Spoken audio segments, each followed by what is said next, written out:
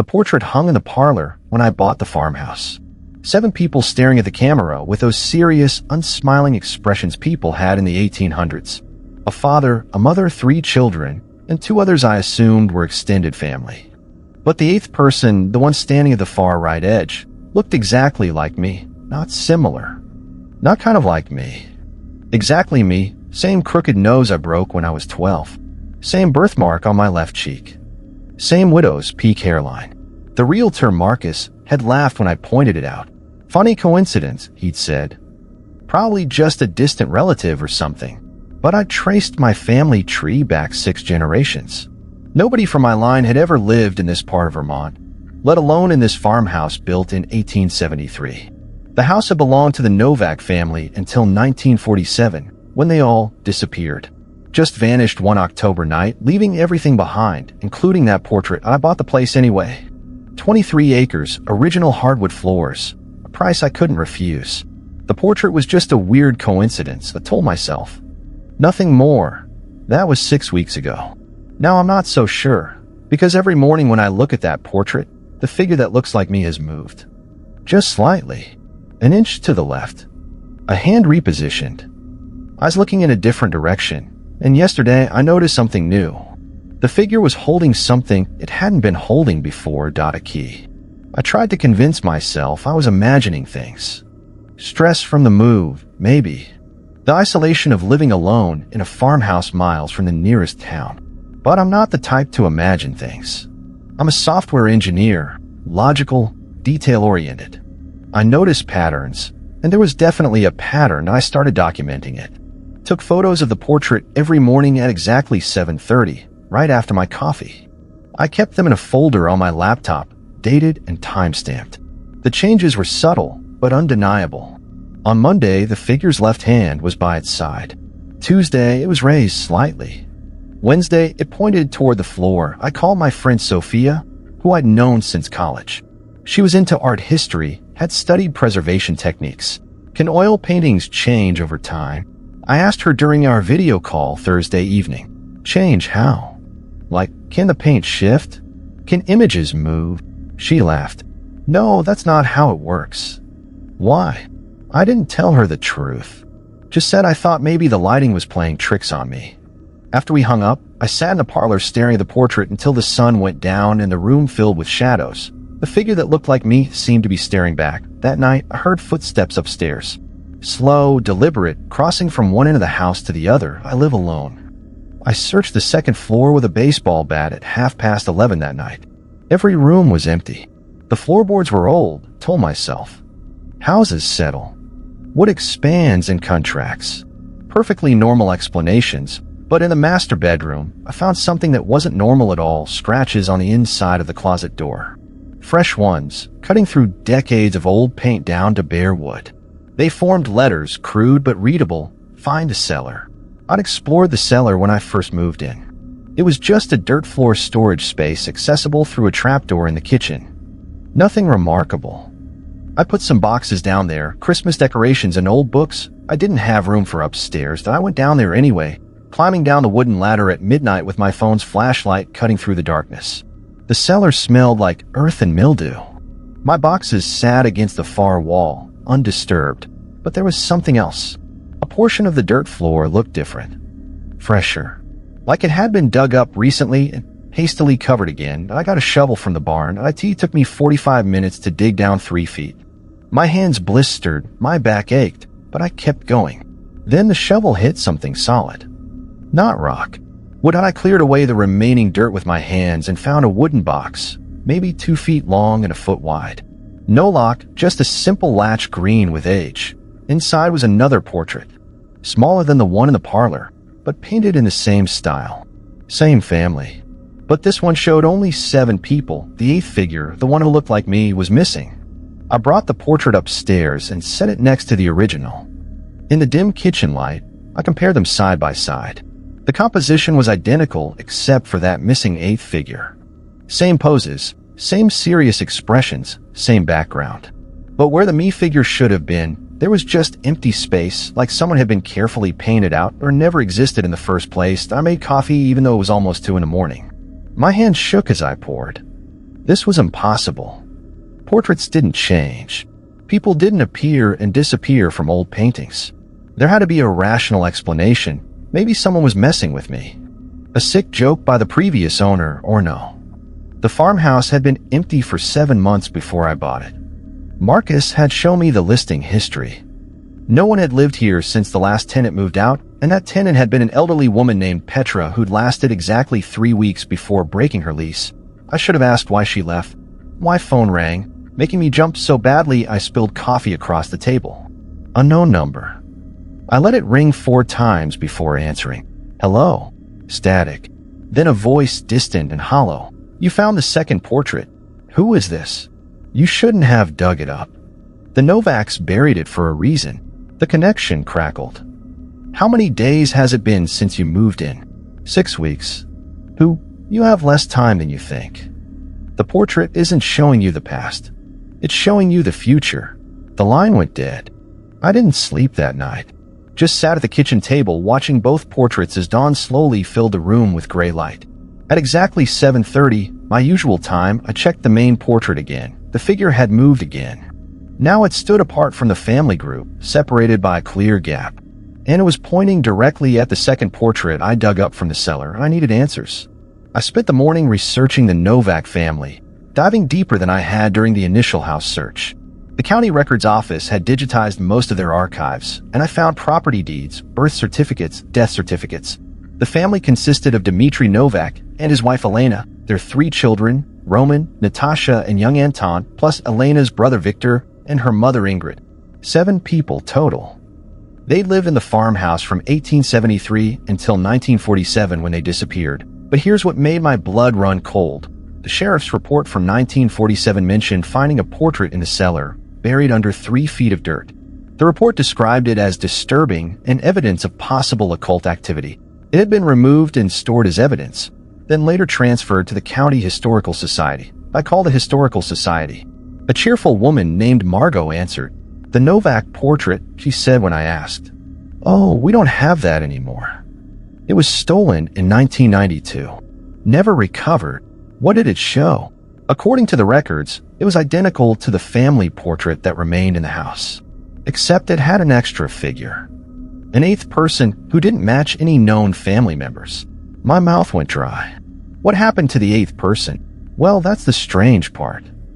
According to notes from the curator at the time, the 8th figure looked different every time they examined it. Like it was changing. They thought the painting was deteriorating, but, well, the curator quit shortly after. Refused to talk about it. I started having the dreams on the 43rd night in the farmhouse. Always the same dream. I'm standing in the parlor, looking at the portrait, when the figures inside begin to move. They step out of the frame one by one, their painted bodies becoming solid and real. They don't speak, just surround me in a circle, their expressions still frozen in those serious, unsmiling poses. Then the 8th figure, the one who looks like me, reaches out and touches my face with cold, paint-textured fingers. I wake up with the smell of linseed oil in my nostrils. The morning after the 3rd dream, I notice bruises on my face. Small, finger-shaped marks on my cheeks, exactly where the painted figure had touched me. I couldn't ignore this anymore. I needed help, even if it meant sounding insane. I called Sophia again. Can you come visit? I asked. I need someone to see something. To verify I'm not losing my mind. What's going on? You sound terrible. Please, just come. I'll explain when you get here. She arrived late afternoon, pulling up in her old Volvo around 4:30. I met her at the door, and I must have looked as bad as I felt because her smile vanished immediately. Jesus, what happened to you? I led her to the parlor. Both portraits were hanging now, side by side. I'd mounted the second one the night before, unable to stand having it hidden away. Tell me what you see, I said. She studied them for a long moment. 2 portraits of the same family. Different versions, maybe painted by different artists. This one seems to be missing a... She stopped, leaning closer. Wait, this figure here, on the right, is that supposed to be you? Relief flooded through me. You see it too. It's uncanny. Like, really uncanny.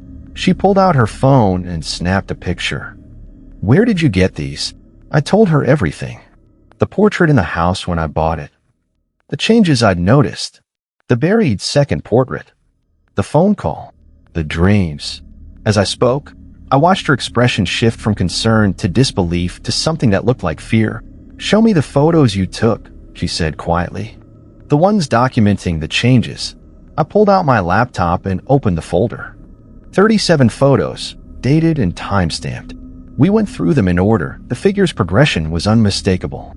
Starting from the far right of the family group, it had slowly separated, moving incrementally toward the edge of the frame. In the most recent photo from this morning, it stood completely apart, and its hand was now raised as if reaching forward, reaching toward the viewer, toward me. "This isn't possible," Sophia whispered. "No. No, you don't understand. This isn't just impossible. This is." She pulled up something on her phone, scrolling quickly. "There's a legend in art history. A cautionary tale professors tell students about obsessive collecting. About portraits that trap people." "What do you mean, trap people?" She showed me her phone screen. An academic article titled "The Phenomenon of Captured Portraits, Folklore or Reality?" According to this, there have been cases, unverified but documented, of portraits that somehow absorb or copy the essence of people who become too connected to them. The portrait becomes a kind of receptacle. When the original subject dies or disappears, the portrait seeks a replacement. I stared at the painting, at my own face looking back at me from over 100 years ago. "The Novaks didn't just disappear," I said slowly. "They got trapped in the portrait." Sophia's voice was barely audible. "And it's been waiting for someone new. Someone to complete the set. We tried to burn it that night. Both portraits carried out to the fire pit behind the barn at 8:30. Sophia poured lighter fluid over them while I stood back, my hand shaking so badly I could barely hold the match. But when I struck the match and dropped it, the flames caught the fluid, the wood, everything except the canvas. The fire roared around the portraits, consuming the frames, but the painted surfaces remained untouched. Perfect. Unblemished. After an hour, we gave up. The portraits lay in the ashes, completely unharmed. "This is insane," Sophia said, staring at them. "This can't be happening." We brought them back inside. What else could we do? As I hung the main portrait back in the parlor, I noticed something new. The 7 original figures, the Novak family, their expressions had changed. They were smiling now. Small, subtle smiles I hadn't noticed before. No, not just smiles. They looked satisfied, expectant. "We need to leave," Sophia said. "Right now. Pack what you can, abandon the house, just get away from these things." I wanted to agree. God, I wanted to. But something stopped me. A feeling deep in my gut that running wouldn't help. That wherever I went, the portrait would follow. That I was already connected to it in some way I didn't fully understand. "I can't leave," I heard myself say. What? Why not? Because I think I've always been part of this. Since before I was born. Since before I existed. I touched my face, feeling the bruises. The portrait didn't find me randomly. I was supposed to buy this house. Supposed to find the second portrait. Supposed to complete the set. Sophia grabbed my shoulders. "Listen to yourself. That's not rational thinking. That's the portrait influencing you. Maybe. Or maybe I'm finally understanding what I've been moving toward my whole life." I pulled away from her, walking to the portrait. Every major decision I've made, where to go to college, what career to pursue, where to live, it's all led me here. To Vermont. To this farmhouse. To this exact moment. You're scaring me. I'm scaring myself. I traced the outline of the 8th figure with my finger. But I need to know the truth. Why me? What happened to the Novaks? Why am I in this portrait painted 50 years before I was born? That's when I noticed the date. Small, nearly invisible in the bottom right corner of the main portrait. I'd missed it during all my previous examinations. Not 1873, when the house was built.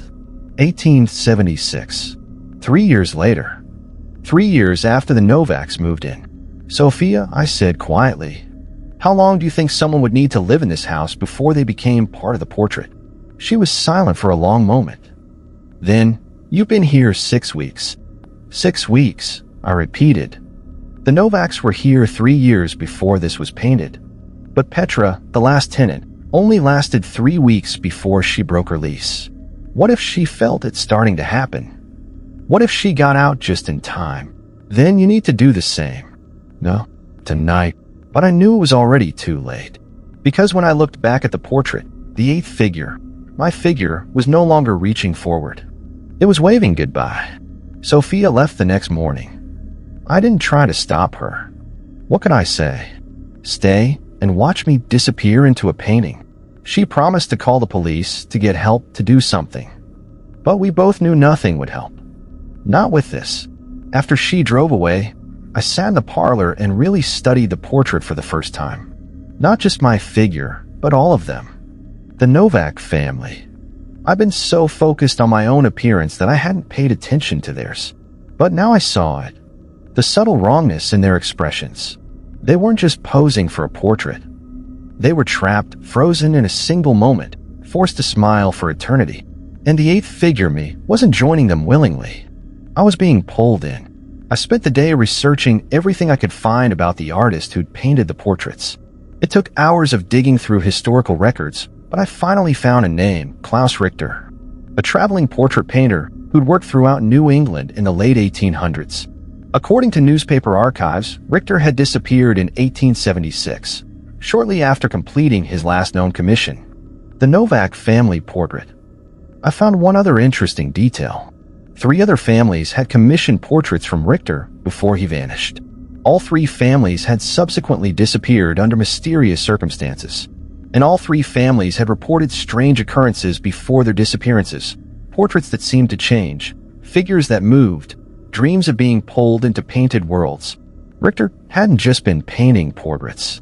He'd been creating traps. Prisons made of canvas and oil paint. And I'd bought his final work. The phone rang at 7:30 that evening. Same unknown number as before. You understand now, don't you? The hollow voice said. Who are you? I was like you once. Drawn to a house I shouldn't have entered. A portrait I shouldn't have seen. But I got out. I refused to complete the connection. I buried my portrait and ran. Petra, the woman who lived here before me, took my name when she fled. She understood the pattern too. We all do, eventually. Everyone who's lived in this house. There's a chain going back to 1876. All of us connected to Richter's curse. How do I stop it? You can't stop it. You can only delay it. Bury the portrait again. Leave. Never come back. Let it wait for the next person foolish enough to buy this place. And if I don't run, if I stay, silence, then you become part of it forever. You complete what Richter started. The portrait has 7 figures because 7 Novaks died here. It needs an 8th to be finished. To be perfect. Why me specifically? Because you look like him. Like Klaus Richter himself. The portrait isn't showing you in the past. It's showing him, and he's been waiting for someone who shares his face to complete his final work. Someone to take his place in the prison he created. The line went dead. I walked to the parlor and looked at the 8th figure again. Really looked. And I saw it. The resemblance wasn't to me exactly. It was to someone who looked like me. Someone from a different time, wearing different clothes, but with the same features. The same crooked nose, the same birthmark, the same hairline. Klaus Richter had painted himself into his final portrait, and now his curse was trying to pull me in to complete what he'd started. I tried to leave that night, packed my car at 9:45, threw in whatever I could grab quickly. I didn't care about possessions anymore. I just needed to get away from the farmhouse, from a portrait, from whatever was trying to claim me. But when I went to start the car, the key wouldn't turn. The engine was fine. I'd driven it just 2 days ago. The key just wouldn't engage, like the ignition had somehow fused. I tried the spare key. Same result. I got out and opened the hood. Everything looked normal. Battery connections tight. No obvious damage. But the car wouldn't start. Fine. I'd walk. The nearest town was 8 miles, but I could make it. I grabbed my phone and a flashlight and started down the long gravel driveway. I made it maybe 200 feet before I had to stop. My legs felt wrong. Heavy. Like they were made of lead instead of flesh and bone. Each step required monumental effort, like I was walking through waist-deep water. I pushed forward another 50 feet, my muscles screaming in protest. Then I couldn't move at all. My feet were planted, immovable, as if roots had grown from my soles into the earth. The farmhouse loomed behind me, dark except for a single light in the parlor window. The window where the portrait hung. I stood there for an hour, straining against the invisible force holding me in place. Eventually, my legs gave out and I collapsed onto the gravel. I lay there until midnight when whatever was holding me finally released. I crawled back to the house. What choice did I have? Inside, I found muddy footprints leading from the front door to the parlor. My footprints from when I'd collapsed outside. But there was another set too. Older prints, barely visible, like someone had walked this path 100 times over many years. They led to the portrait. And beneath the portrait, on the floor, I found a journal. Old, leather-bound, filled with cramped handwriting. The first entry was dated October 3rd, 1876. Klaus Richter's journal. I read the journal through the night, unable to stop even as my hands trembled and my eyes burned with exhaustion. Richter's words painted a picture of a man consumed by obsession. He'd been studying what he called the art of permanence, a way to trap moments, people, souls, and paintings. He'd experimented on smaller subjects first. Animals, objects, then people. The 3 families I'd found in the newspaper archives. Each time he'd gotten closer to perfecting his technique, but he'd also been slowly losing himself in the process. The portraits demand completion, he'd written. They hunger for wholeness. 7 figures is unstable. 8 is perfect. 8 is eternal. But to create the 8th figure, the artist must become part of the work. Must sacrifice himself to complete the masterpiece. The Novak family had been his final test. He'd convinced them to pose, had painted them with meticulous care. But he made a mistake. He'd included himself in the composition before the ritual was complete, before he understood the full cost. The last entry was dated October 14th, 1876. I can feel it pulling me in. The portrait wants to be finished, needs me to complete it. But I'm not ready to disappear. Not yet. I found a solution. Pay myself out, bury the second portrait, hide the journal. The curse will wait. It must wait. Until someone comes who shares my essence, my face, my soul. Then the portrait will be complete, and I can finally rest. Below that, in different handwriting, shakier, more recent, I found this journal in 1947. The portrait had waited 70 years for me. I thought I could resist. I was wrong. To whoever finds this next, run. Run and never look back. Don't make my mistake. Dmitry Novak Jr. I dropped the journal. Dmitry Novak Jr., that name had been on the deed when the family disappeared. He'd been the one to bury the second portrait, trying to stop the curse. But he'd failed. How many others had found this journal? How many had tried to run and failed like I had? The bruises on my face were darker now, spreading. And when I looked in the mirror, I saw something that made my stomach turn. My reflection had that same flat, painted quality as the figures in the portrait. My skin looked less like flesh and more like oil on canvas. I was becoming part of it. The transformation had already started. I had maybe 2 days left. 3 at most. The dreams became constant. I closed my eyes for even a moment and find myself in that painted parlor, surrounded by the Novak family. They started speaking to me now, their voices hollow and echoing. Join us, they said in unison. Complete the portrait. Give us our 8th. Give us our rest. I don't want this, I told them. Neither did we, Elena Novak replied. Neither did the painter. Neither did any of us. But the portrait doesn't care what we want. It only cares about completion. There has to be a way to stop it. Young Anton, he couldn't have been more than 10 when he was trapped, shook his head sadly.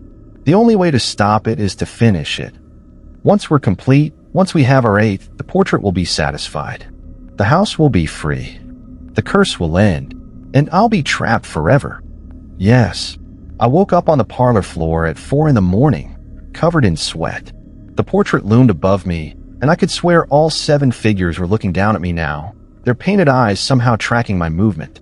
I spent the day trying everything I could think of. I called Sophia, but she didn't answer. I called the police, but when they arrived at 3:15 in the afternoon, They looked at me like I was insane. They saw the portraits, shrugged, said they looked normal to them. "Are you feeling all right, sir?" the younger officer asked. "Have you been drinking?" "Look at the eighth figure," I insisted. "That's me. That's my face." They looked. "I don't see any eighth figure. Just 7 people." After they left, I understood. The portrait showed me what it wanted me to see. To everyone else, it was just a normal family portrait. The curse was invisible unless you were part of it. I tried to destroy the portrait again. Took a knife to it, tried to slash the canvas. But the blade wouldn't cut. Just slid across the surface like it was made of steel instead of cloth. I tried to paint over it. Bought supplies from a hardware store. Came back with gallons of paint. But as soon as I applied the brush to the canvas, my hand froze. Literally froze, muscles locked, unable to move. The portrait wouldn't let itself be destroyed or altered. It would only accept completion. That night, Petra called again. "You're running out of time," she said. "I know. There's one other option. One thing I learned from the journal that Dimitri left out." "What?" "You can pass it on. Not by running, you've seen that doesn't work once the connection is made. But by completing the portrait with someone else. Someone who shares Richter's essence." "I don't understand. The portrait doesn't specifically need you. It needs someone who resonates with Richter's soul. Someone with his face, his energy. If you can find another person who fits that description and convince them to take your place, the curse will transfer." "That's monstrous. I won't doom someone else. Then you'll doom yourself. Those are your options." "I'm sorry." She paused. "I couldn't do it either. That's why I ran. That's why I've been running for 43 years, always staying ahead of it. But it costs everything. Every relationship, every home, every moment of peace. Is that the life you want? I don't know what I want anymore." "Then you'd better decide fast. Because in my experience, once the transformation starts, you have about 72 hours before it's irreversible." The line went dead. I looked at my hands. The painted quality had spread from my face to my fingers. When I moved them, they looked less like flesh and more like brushstrokes. 72 hours. I've been here 6 weeks. The transformation had started maybe 3 days ago. I had until tomorrow night. Maybe. I spent my last full day searching for any information about other people who might share Richter's essence. I didn't want to pass the curse on, but I needed to understand all my options. The journal mentioned that Richter had family, a younger brother who'd immigrated to America around the same time. If Richter had descendants, they might share enough of his features to qualify as replacements. I searched genealogy databases, census records, anything I could find, and I found something. Klaus Richter's brother, Roman, had settled in Vermont. He'd had children. Those children had children. The line continued, spreading throughout New England, and one of his great-great-great-grandchildren lived just 40 miles away. Marcus, the realtor who'd sold me the farmhouse. That couldn't be a coincidence. He'd been the one to show me the property, to encourage me to buy it, to downplay the portrait when I noticed my resemblance to the eighth figure. He'd called it a funny coincidence. Had he known? Had he deliberately led me here? I called his office at 2:30 in the afternoon. He answered on the first ring. "I was wondering when you'd figure it out," he said before I could speak. "You knew. You knew what the portrait would do." I suspected. My grandfather left me letters, warnings about the farmhouse, about portraits that trap people. I didn't believe them until I saw you. Until I saw how much you looked like the description of Klaus Richter in those letters. You used me. You fed me to this thing. I gave you a choice. You chose to buy the house. You chose to stay. Every decision was yours. You lied to me. I omitted certain details. But I didn't lie. His voice was calm, matter of fact. And now you have the same choice I had. The same choice everyone in Richter's bloodline has had. You can complete the portrait yourself, or you can find someone else to take your place. I won't do what you did. I won't condemn someone else. Then enjoy your eternity in oil and canvas. He hung up. I threw my phone across the room. It shattered against the wall, but I didn't care. I was trapped. Truly, completely trapped. Every option led to the same place, the portrait. That evening, at exactly 7:30, I felt it begin. The final pull. My body started to stiffen, my movements becoming stiff and unnatural. When I looked in the mirror, my reflection looked two-dimensional. Flat, painted. I had hours at most. I went to the parlor and stood before the portrait one last time. The 7 figures waited patiently. In the second portrait beside it, the space for the 8th figure remained empty, ready to be filled. "I'm sorry," I told them. "I'm sorry you were trapped. I'm sorry Richter did this to you. I'm sorry I can't save any of us." Elena Novaks' painted eyes seemed to soften. "We know. We're sorry too. But at least, when you join us, the curse will be complete. The house will be free. No one else will suffer. Small comfort. It's all we have." I sat down on the floor, my back against the wall, and waited for the end. But the end didn't come. Not immediately. Instead, at 9 o'clock that night, there was a knock at the door. I couldn't move to answer it. My body had stiffened too much, but the door opened anyway. Sophia stepped inside, carrying a large bag. "I couldn't leave you," she said. "I tried. God, I tried. But I kept thinking about what you said. About how all your life choices led you here. What if that's true for me too? What if I'm supposed to be here? Sophia, no. You need to leave. It's too late for me, but you can still." I found something. In the Historical Society archives, buried in files about Klaus Richter. She pulled out a folder, spreading documents across the parlor floor. Richter had a partner. Another artist named Ingrid Wolf. They worked together on these portraits. She's the one who developed the technique, the ritual. But she's also the one who tried to stop him when she realized what it was doing. That's fascinating, but it doesn't help me. It does because she left instructions. A counter-ritual. A way to break the portraits from the inside. Sophia met my eyes. But it requires 2 people. One trapped in the portrait, one outside it. And it has to happen at the exact moment of transition, when the 8th figure is being pulled in but hasn't fully merged yet. What does the ritual do? It reverses the trap. Turns the portrait into a door instead of a prison. Everyone trapped inside can walk out, and the curse breaks permanently. I wanted to hope, but I'd been disappointed too many times. Why didn't anyone use this before? Because it requires someone outside who cares enough about the trapped person to risk entering the portrait themselves. Most people run. Most people save themselves. She knelt beside me. But I'm not most people. And you're my friend. She pulled out supplies from her bag. Candles, chalk, a small vial of what looked like paint pigment. Following Ingrid Wolf's instructions, she drew symbols around the portrait, creating a circle that encompassed both paintings. When you're pulled in, she explained, you'll be conscious for a few seconds before the portrait fully absorbs you. In those seconds, you need to do 3 things. She handed me a piece of paper with words written in Latin. Memorize this. Speak it out loud, and then reach out your hand toward me. What will you do? I'll enter the circle, speak my part of the ritual, and pull you back out. If it works, everyone comes out. If it doesn't, she didn't finish the sentence. You'll be trapped too. I know. I can't ask you to do this. You're not asking. I'm choosing. She lit the candles. Now memorize those words. We don't have much time. The pull intensified at 10:30. I felt myself being drawn toward the portrait, my consciousness splitting between my physical body and the painted world. The Novak family watched from inside their frame, their expressions no longer patient but urgent. It's happening. One of them called out. The 8th is coming. Finally, we'll be complete.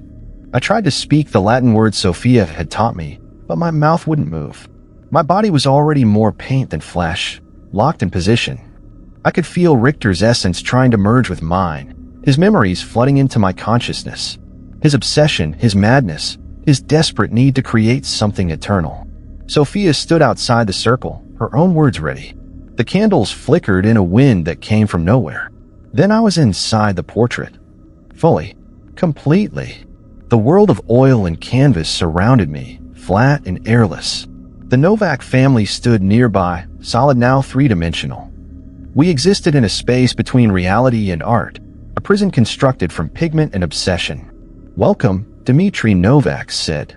His voice was clearer here, more real. Welcome to eternity. I'm not staying, I managed to say. My voice worked here, in this painted world. And neither are you. I spoke the Latin words. They came out strange, echoing in this impossible space. The portrait shuddered. Cracks appeared in the painted sky above us.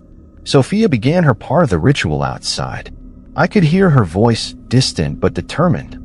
The cracks widened, and through them I saw the real parlor, the candles, Sophia standing in a circle with her hand extended toward the frame. "Take my hand," she shouted. But I wasn't close enough. The portrait fought back, trying to solidify around me, to lock me in place. Klaus Richter's essence surged forward, trying to complete the merge. The Novak family watched with wide eyes. "If you break the portrait," Elena warned, "we don't know what will happen to us. We've been here so long. We might not survive outside it."